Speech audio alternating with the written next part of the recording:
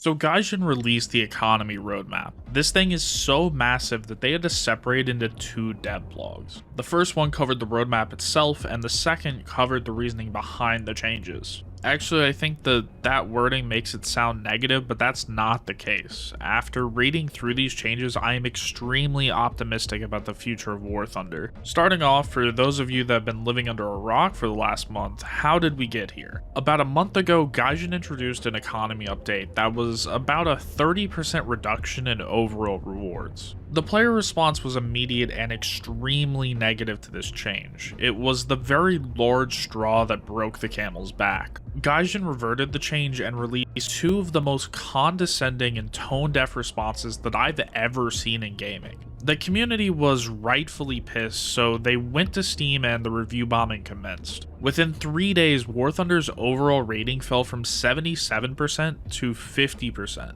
This caused Gaijin to respond again, asking for players to stop the review bombing and saying that they would be releasing an economy roadmap around June 14th. And that's the roadmap that was just released. The roadmap is massive, so I won't be covering all of it here, but I will go over the highlights. The roadmap is broken up into sections, with the first changes coming with the La Royale update, which just released, and the last of the changes are shown to be coming by the fourth title update of this year in late October to mid-November timeframe. Starting with the La Royale updates, night battles are gone, you just won't see them anymore. Strike UAVs are moved up to 10.7 BR in higher battles, and you'll see more people in high tier battles. After that, there will be another group of changes in an update later in June. This update will include the first set of Silverline reward changes. In this first pass, Gaijin says that they want to improve multipliers and reduce repair costs so that an average player can break even in matches without a premium account. In this update, we'll also finally be getting free parts, FPE, and countermeasures. Parts, FPE, and countermeasures will be separated into free basic versions and researchable improved versions.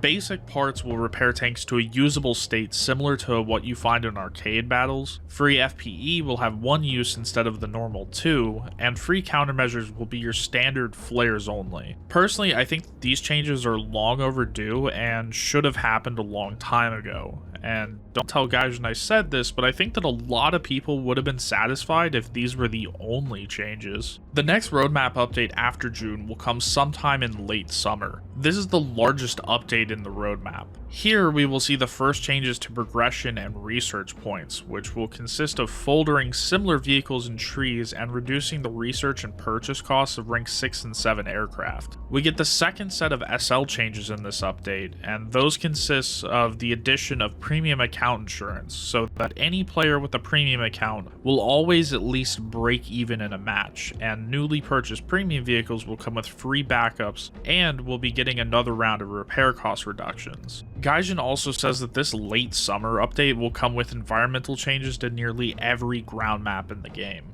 The biggest thing that I'm concerned about in this whole roadmap is how they're going to folder vehicles. If Gaijin decides to barely folder anything, then I'm going to be disappointed, but if they decide to folder half of the Magax, then I'm going to praise this update. Economy Update 4 will be coming with the Autumn title update. This update will include RP bonuses for a certain amount of kills in battles, and Gaijin says that they want to make a total revision of progression in Naval, but they say that that revision might be pushed back from Economy Update 4 to Update 5. Night battles will be introduced here as an optional matchmaker. This update will also add the ability to forgive team kills. I'm very interested in the RP bonuses for a certain amount of kills in matches. Depending on how they do it, this change could go a long way in allowing better players to progress much faster through the trees. Economy Update 5 is the last of the economy updates, the smallest of all of them, but it does have some pretty massive implications. Gaijin will be introducing bonuses for researching vehicles if you've already completed one of the tech trees. In Gaijin's example, they say that if you were to have a top vehicle in, say, the US, you could get a 50% research bonus when researching, say, top-ranked German vehicles. Gaijin says that their current idea for this system would include the bonuses only counting for the first 3 battles in each country each day, and I think that this update 5 is a nice extra, but I would like to see it expanded to maybe the first 5 or 10 battles in each nation each day as a way to encourage people to play longer. Besides the roadmap, Gaijin made a second dev blog where they went into detail with their thought process of what they want to achieve with these changes. This is a very wordy dev blog, so I'll summarize each of the sections, starting with the Silver Line economy. They don't want free-to-play players to be punished just for playing the game, and they want to decrease repair costs by 15 to 40% while increasing rewards by 20 to 50%. Even though they don't want free-to-play players losing money in each match, they want to encourage more players to buy premium accounts by introducing income insurance, which will guarantee that any premium player will always at least break even in a match and never lose lions by playing. Personally, I really like these changes, and I think that it will take us back to a time when you could earn a pretty significant amount of SL each match. The next section covers premium vehicles and says that premiums won't be excluded from the lower repair costs and higher reward changes, and newly purchased premiums will get free backups, and that those 2 changes will hopefully encourage more players to buy premiums.